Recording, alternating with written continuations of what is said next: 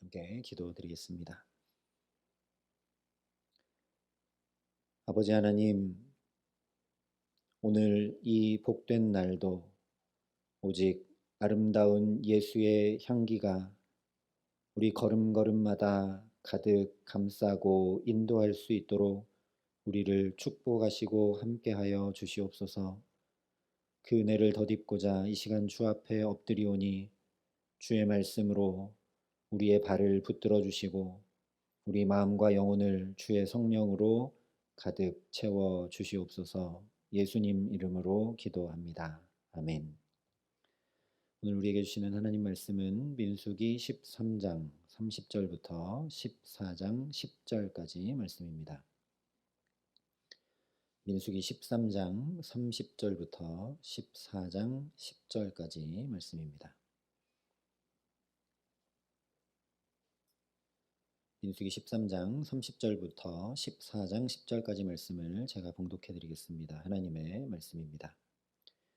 갈렙이 모세 앞에서 백성을 조용하게 하고 이르되 우리가 곧 올라가서 그 땅을 취하자 능히 이기리라 하나 그와 함께 올라갔던 사람들은 이르되 우리는 능히 올라가서 그 백성을 치지 못하리라 그들은 우리보다 강하니라 하고 이스라엘 자손 앞에서 그 정탐한 땅을 악평하여 이르되 우리가 두루 다니며 정탐한 땅은 그 거주민을 삼키는 땅이요 거기서 본 모든 백성은 신장이 장대한 자들이며 거기서 네피림 후손인 아낙 자손의 거인들을 보았나니 우리는 스스로 보기에도 메뚜기 같으니 그들이 보기에도 그와 같았을 것이니라.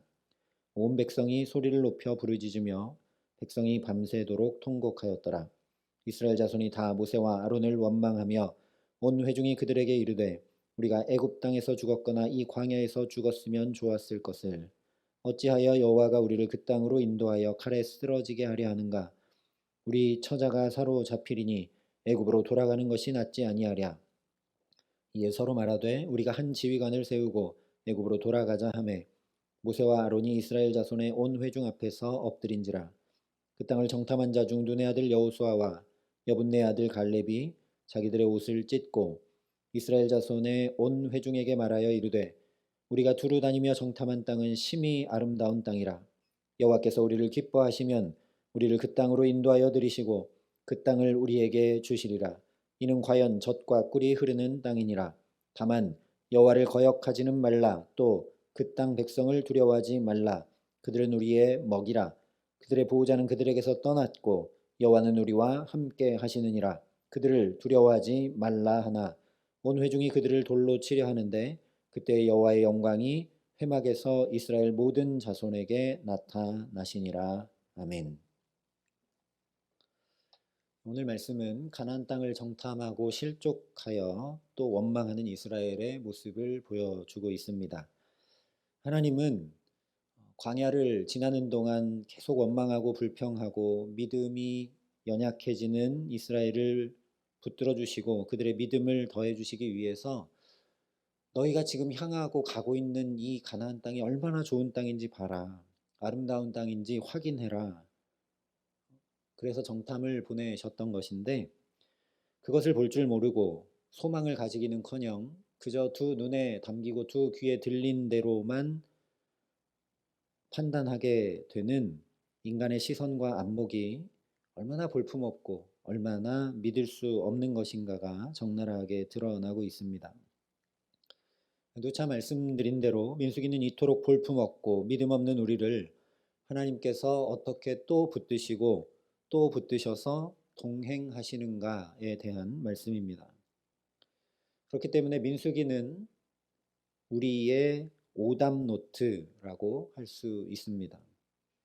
오답을 보고서 이렇게 하면 안 된다는 타산지석의 이야기들이 기록된 것이 민수기라는 것이죠.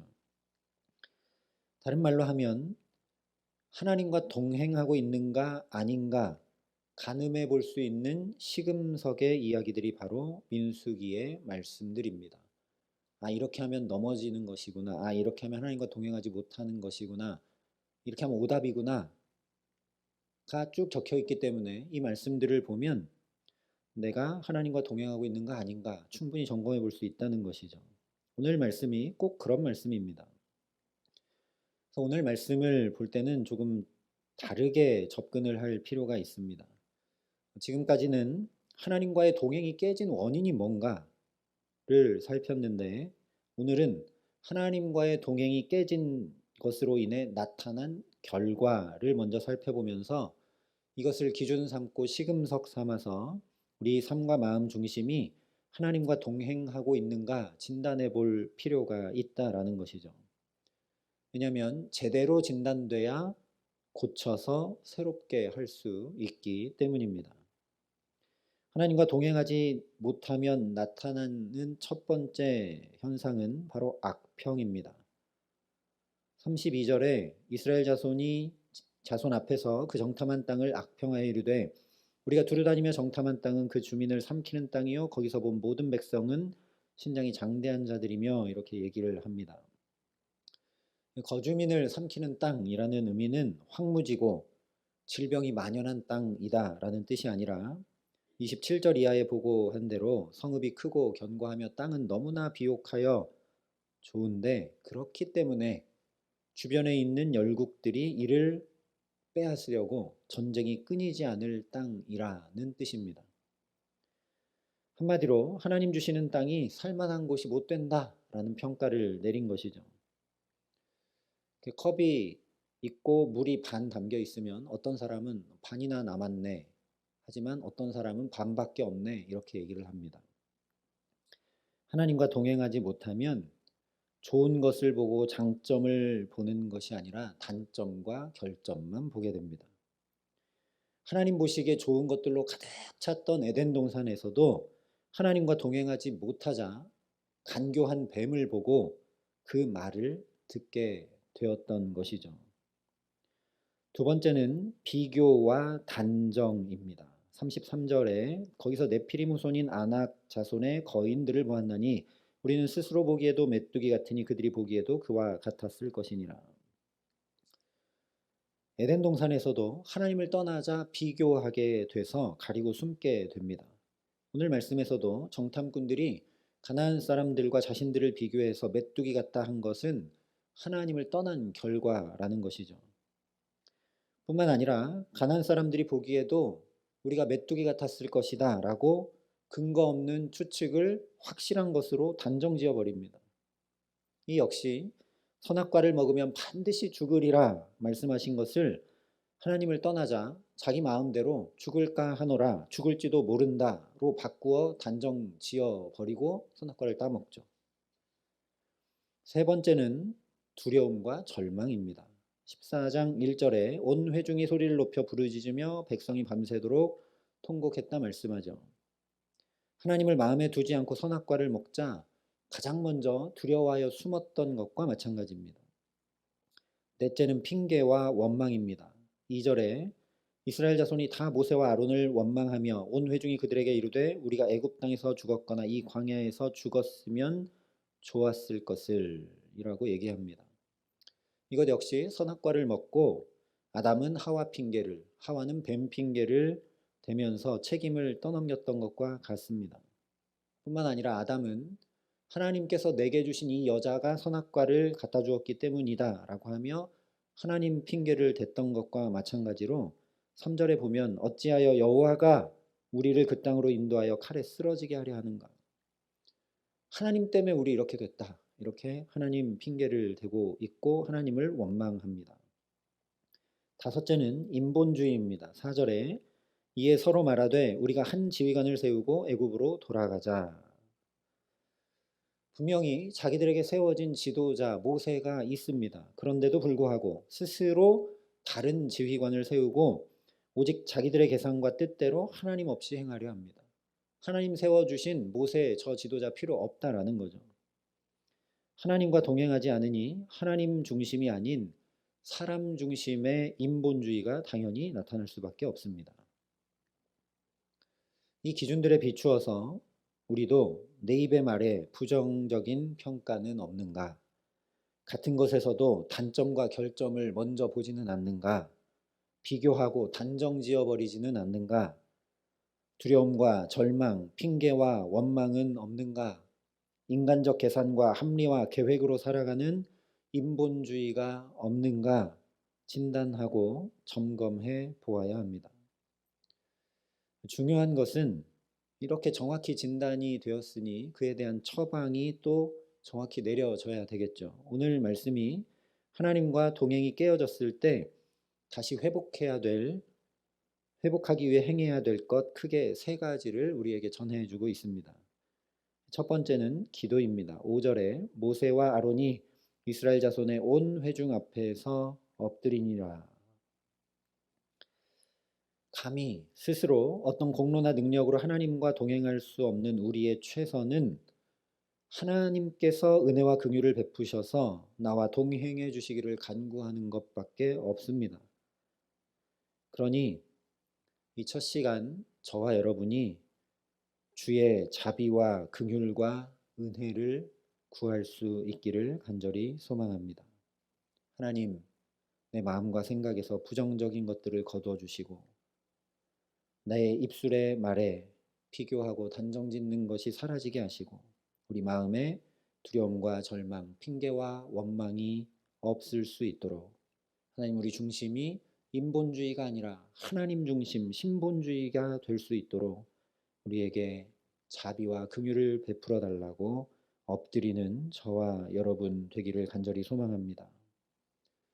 먼저 엎드린 모세와 아론처럼 먼저 첫 시간부터 엎드린 저와 여러분을 통해 가정과 일터와 자녀들과 교회와 나라와 민족이 엎드린 저와 여러분을 통해 주께서 다시 붙드시고 함께 하시는 은총 더해 주시기를 주님의 이름으로 간절히 축원합니다. 두 번째는 말씀을 되뇌이고 선포하는 것입니다. 7절에 심히 아름다운 땅이라, 8절에 그 땅을 우리에게 주시리라, 이는 과연 젖과 꿀이 흐르는 땅이니라, 9절에 두려워하지 말라, 두려워하지 말라 라고 여호수아와 갈렙이 외친 것은 이 두 사람의 주장과 설득이 전혀 아니죠. 모두 정탐 전에 2절과 18절부터 20절에 이미 하나님께서 해주셨던 말씀들을 그대로 반복하고 선포하고 있는 것입니다. 이것은 굉장히 중요합니다. 로마서 10장에 그러므로 믿음은 들음에서 나며 들음은 그리스도의 말씀으로 말미암았느니라 말씀했기 때문입니다. 또 우리가 잘 아는 시편 1편에 그렇기 때문에 복 있는 사람은 오직 여호와의 율법을 즐거워하여 그의 율법을 주야로 묵상하는 사람이라고 한 것이죠. 우리가 가만히 생각해 봐도 내가 계속 생각하고 되뇌이고 했던 것들이 내 삶으로 나타납니다. 오늘 새벽에는 일어나서 하나님 앞에 먼저 기도하고 하루를 시작해야지 내가 생각하고 마음먹었던 것이 이렇게 현실로 나타나 있죠. 하나님의 말씀을 계속 묵상하고 되뇌이면 그것이 자연히 우리 삶으로 나타납니다. 다시 말하면 주의 말씀을 이렇게 여호수아와 갈렙처럼 반복하고 선포하고 믿음의 고백을 하게 될 때 우리 부정적 마음과 태도, 비교와 단정, 두려움과 절망, 핑계와 원망, 인본주의적 삶에서 벗어나 믿음에서 믿음으로 나아갈 수 있게 됩니다. 그러니 주님의 말씀 더 가까이 묵상하고 내 말보다 주의 말씀을 말하고 반복하며 선포함으로 살아가는 저와 여러분 되게 하시기를 간절히 소망합니다. 그래서 주의 말씀은 내 발의 등이요 내 길의 빛이라 말씀하신 그대로 우리 삶의 모든 어둠이 우리가 주님의 말씀 되뇌이고 묵상하고 선포할 때 그 빛 되신 말씀으로 인해 우리 삶의 모든 어둠이 물러가고 마땅히 걸어야 될 복된 길 걷게 하시는 귀한 축복 주시기를 주님의 이름으로 축원합니다. 마지막으로 무엇보다 중요한 것은 무엇인가? 바로 하나님의 영광입니다. 10절에 온 회중이 그들을 돌로 치려 하는데 그때의 여호와의 영광이 회막에서 이스라엘 모든 자손에게 나타나시니라. 모세와 아론이 하나님 앞에 엎드려도 여호수아와 갈렙이 옷을 찢으면서까지 말씀을 반복하고 선포해도 잠잠해지지 못하고 정리되지 못하던 모든 것들이 하나님의 영광이 나타나자 모두 정리되고 해결됩니다. 하나님의 영광은 그런데 기도했다고 말씀을 선포했다고 나타난 것은 아닙니다. 오히려 백성이 여호수아와 갈렙을 돌로 치려고 할 때 나타났죠. 다시 말하면 전적인 하나님의 은혜라는 것입니다. 왜 이때 하나님의 영광이 나타났을까요? 원래 이스라엘 진영 한가운데 성막이 있고 그 성막 위에는 하나님의 영광이 늘 구름기둥 불기둥으로 있습니다. 있는데 못 보니까 하나님이 나타내 보여주시는 것이죠. 내가 너희 안에 있다. 너희를 붙들고 있고 너희와 함께 한다라는 것을 확인시키고 나타내 주신 것입니다. 그것이 확인되면 우리의 근심은 자연히 물러가게 되죠. 우리의 불평, 불만은 사라지게 되죠. 우리의 인본주의는 신본주의로 바뀌게 됩니다. 자연히. 그러니 우리에게 필요한 건 날마다 하나님의 영광이 우리에게 임하는 것입니다. 다른 말로 하면 하나님의 은혜가, 하나님의 전적인 은혜가, 나는 또 넘어지고 또 쓰러지고 또 잘못하고 또 부정적이고 또 원망하고 또 하나님 중심이 아니지만 하나님의 은혜로 나를 붙드시면 된다라는 것이죠. 그러니 날마다 하나님의 은혜를 구해야 합니다. 하나님의 영광은 이미 있었습니다. 정탐하기 전에도 하나님의 영광이 그들 가운데 있었죠. 그런데 오늘 또 하나님의 영광이 또 필요한 겁니다. 날마다 새 은혜가 우리에게 임해와야 된다라는 것이죠. 우리가 생각해야 될 것은 하나님의 영광은 우리가 보통 생각하는 어떤 찬란한 빛, 도저히 거부할 수 없어서 어떤 위압감에 눌리게 되는 그런 것이 전혀 아니라는 것이죠. 요한복음 1장에 말씀이 육신이 되어 우리 가운데 거하심에 우리가 그의 영광을 보니 아버지의 독생자의 영광이요 은혜와 진리가 충만하더라 말씀해 주셨습니다. 한마디로 예수님이 하나님의 영광이십니다. 그 예수님이 우리에게 나타나 임하심으로 우리가 구원을 실제 얻게 되었죠. 그래서 로마서에 오직 주 예수 그리스도로 옷 입으라고 말씀하고 있는 것입니다. 바로 이것입니다. 날마다 이 예수 그리스도로 옷 입는 것.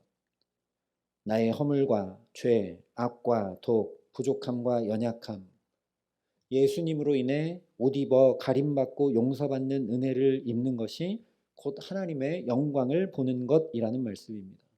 단순하게 얘기하면 우리가 날마다 예수 그리스도 똑바로 바라보는 것이 주의 영광을 보고 살아가는 것이라는 말씀입니다.